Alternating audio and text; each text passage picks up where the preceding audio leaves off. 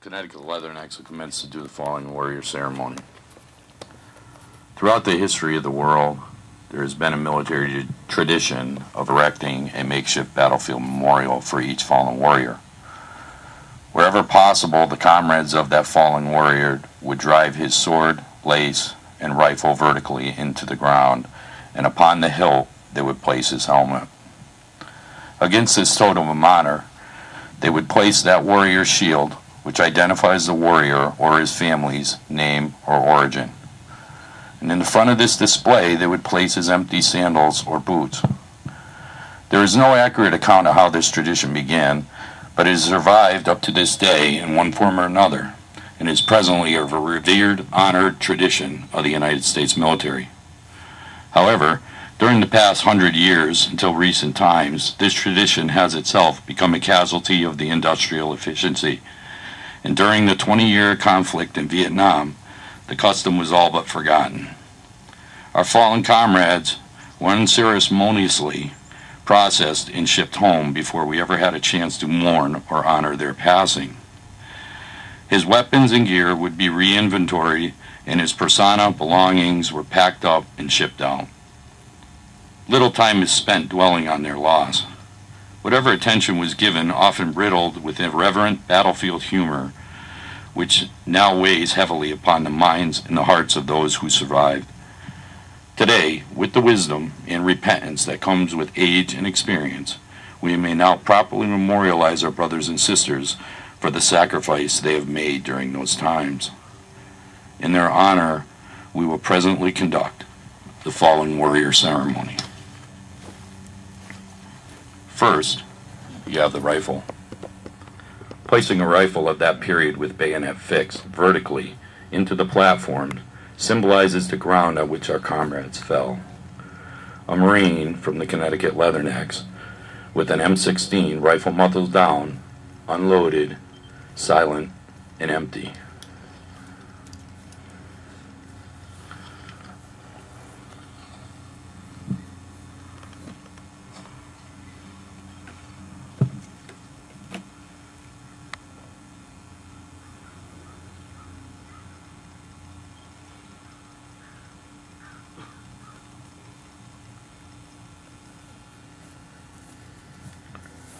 Second, the Vietnam combat helmet. The Vietnam combat helmet, with its camouflage cover and band, was an icon of those days in Vietnam. Upon it, each soldier wrote or drew something that embodied his nature or sense of humor. In the band, one would often see a small bottle of insect repellent or other objects that they wished to keep dry.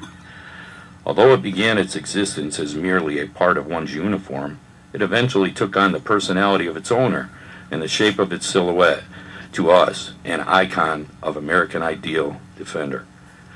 Today, a Marine from the Connecticut Leathernecks will place a helmet of that period on the buttstock of the M16 rifle.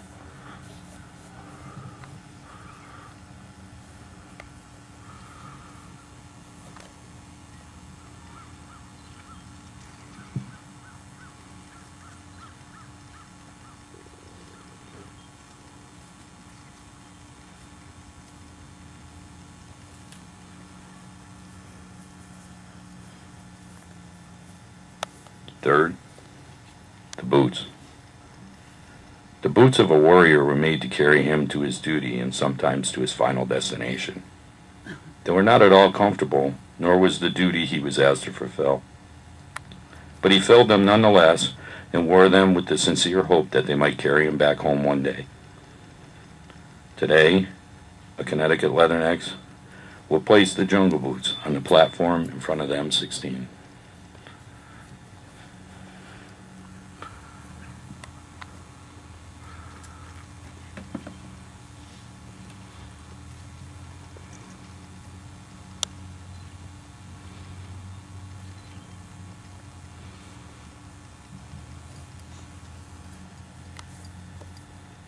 The identification tags.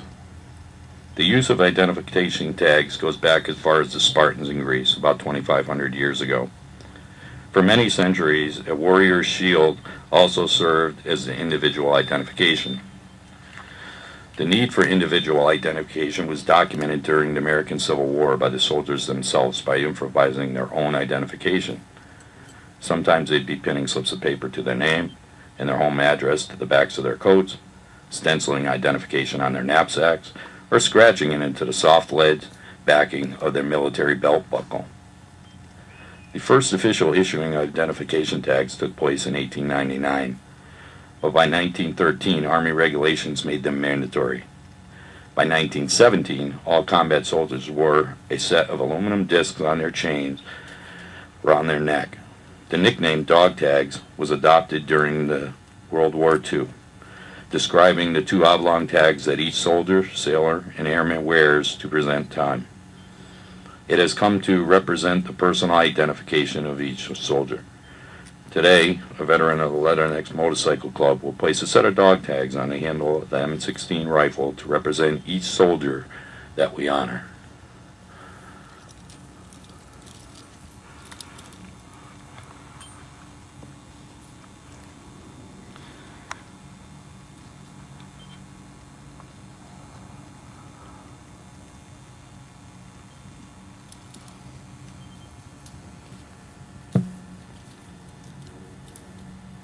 A single red rose. The single red rose is often used as a reminder of the families and the loved ones who keep the faith, awaiting the return of those who were prisoners of war or missing in action. The number of American soldiers still missing and unaccounted for in the Vietnam War is about 1,800. Today, in recognition of the current sacrifices being made by our sons and our daughters in Iraq and Afghanistan, Carrie Marinacino will place a single red rose between the jungle boots.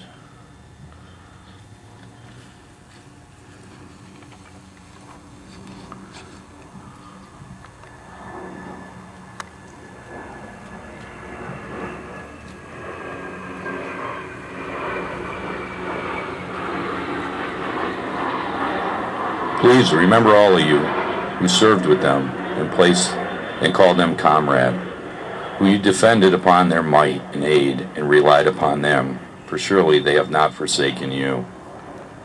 It is therefore our hope this day, with great pride and honor, that they will hear us, as we remember their ultimate sacrifice to their country's call to arms.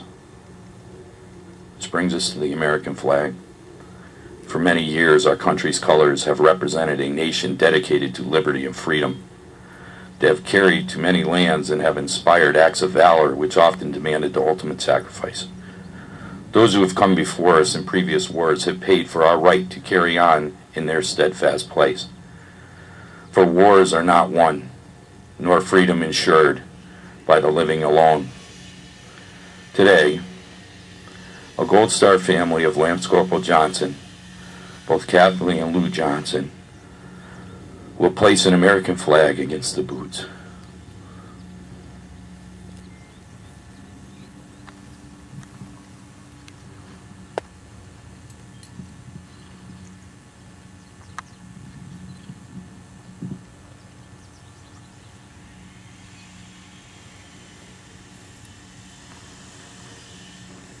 The single yellow rose. The rose is a symbol of hope that all will return when a country hosts a war. It is always the children who suffer the most. Today, a child is placing a yellow rose with a prayer that the children of war will rise from the ashes to find love.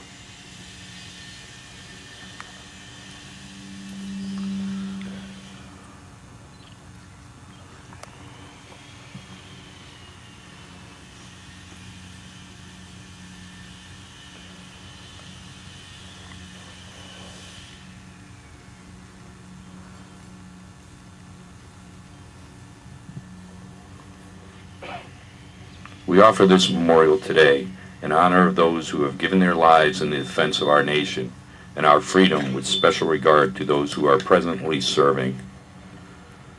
God bless you all, and God bless America.